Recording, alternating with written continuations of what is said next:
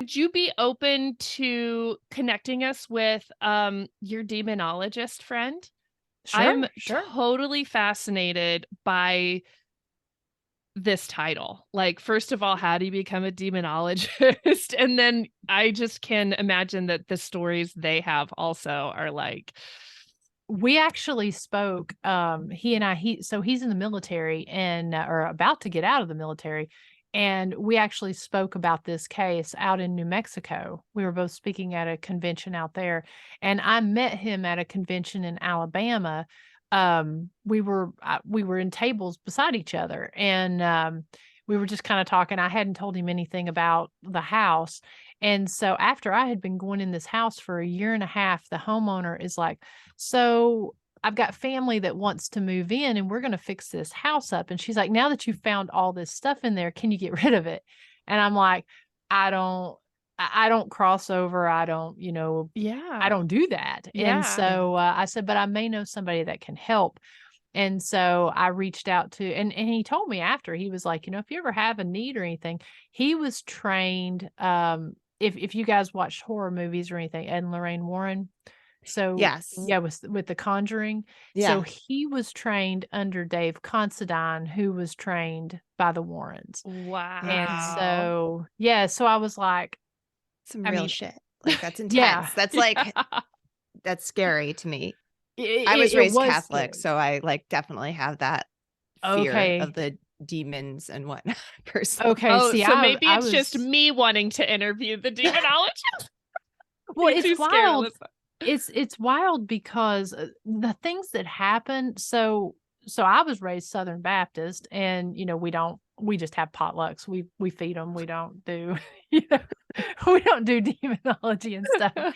But in my religion, it's kinda like you don't really do ghost hunting because you don't know what you're messing with. Mm. And so, I think that Leon was also he was, Protestant, and then he converted to the Catholicism.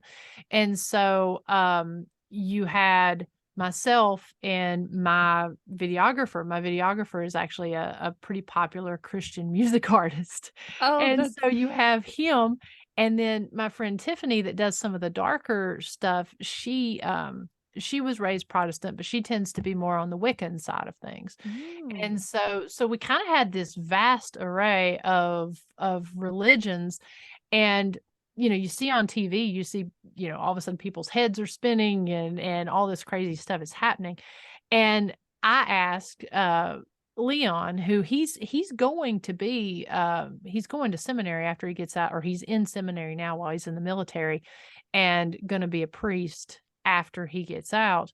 And so I asked him, I said, out of respect for your religion, what do I need to do to kind of be ready for this? And so he was like, well, you don't have to fast if you don't want to. He's like, but you need to make sure you're prayed up. And so I was like, okay, I can do that.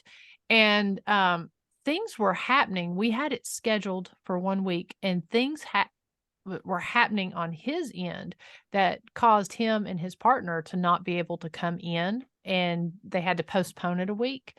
And so just beforehand, I'm sitting at work and I get this call. And so I had a meeting. I was marketing director of a company at one point in time, and my videographer, he was one of my graphic designers. And so we worked in the same building, but nobody knew what I did in my adult life or whatever, or him either. So I'm in a meeting and I get my voicemail lights up on my phone. So I check the voicemail and it is from I forget what the church is, but it was out of Memphis, Tennessee. And it said, if you are in need of desperate prayer, please push this button and one of our representatives will get with you and pray with you and all this. And I was like, well, that was weird. The Not phone your didn't even normal spam ring. call. Yes. Yeah, Yeah. it didn't even ring. So I asked the receptionist, I was like, and even this demonologist, he didn't know where I worked. He didn't know Yeah. what I did. So it wasn't like he could have sent someone. So I asked the receptionist, I was like, did somebody just call for me? And she said, yeah, it was the weirdest thing. She said somebody called in and they had this crazy deep voice and they were like, I need to speak to Miranda. And so she's like, she's in a meeting right now, and she just forwarded him through to my voicemail. Well, I was like, did he say who he was or anything? She's like, no. And I've never heard anyone call with that voice. So my videographer, he was, I was like, you need to record this. And so on our season, I play it, and the very next day, he actually got the same call going to his. What? So weird. So we end up having the ceremony, or the essentially home exorcism is what it was, but we end up doing that. And like I said, things like the floor caught on fire, the bed that they had moved in caught on fire, the candle, there's a candle that is, it represents, I think it's I can't remember if it's Jesus' eternal life. I can't remember, but it's not supposed to burn out. And he couldn't at one point get the candle to light. And we were standing around praying, and all of a sudden we start to smell smoke. And there's this pop, and it popped from the candle onto the floor, and the floor caught on fire. It was the weirdest popped thing. Off of the candle.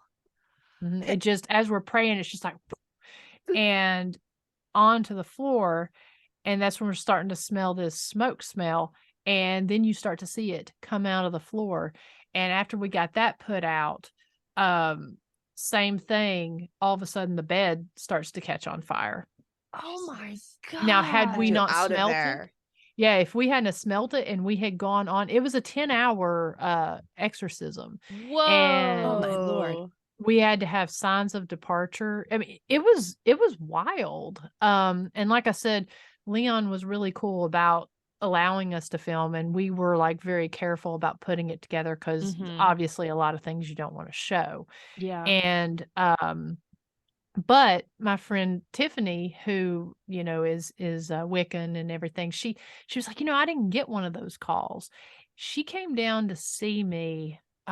This was last year, and we drove past that house. Now, we don't investigate it or anything now, because it's kind of like it's been cleansed. Yeah. Got to leave well enough Leave it alone. be. Yeah. Exactly.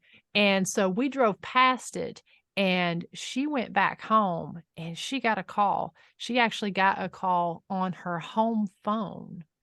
And she has, to this day, she has gotten 3 calls. And I'm like, girl, you need to get prayed up, because apparently something's not. You don't know who this is? This like random, this call, that is freaky. I love those weird coincidences. As much as ghosts fascinate me, like that sort of stuff, like, oh, I love it.